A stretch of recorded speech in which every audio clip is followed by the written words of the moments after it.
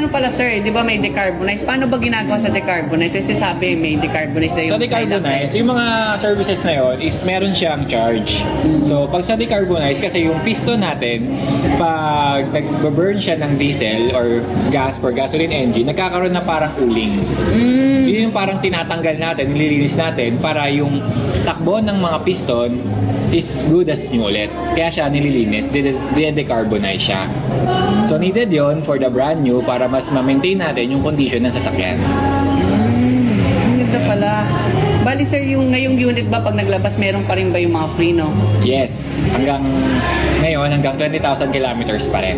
Kung gusto niyo kumuha ng sasakyan, message niyo si Sir Efraim. Ano ba sir yung contact number niyo para sa mga viewers natin? Okay, contact number ko, so it's 0917-178-0117 or you can visit us here at Toyota office.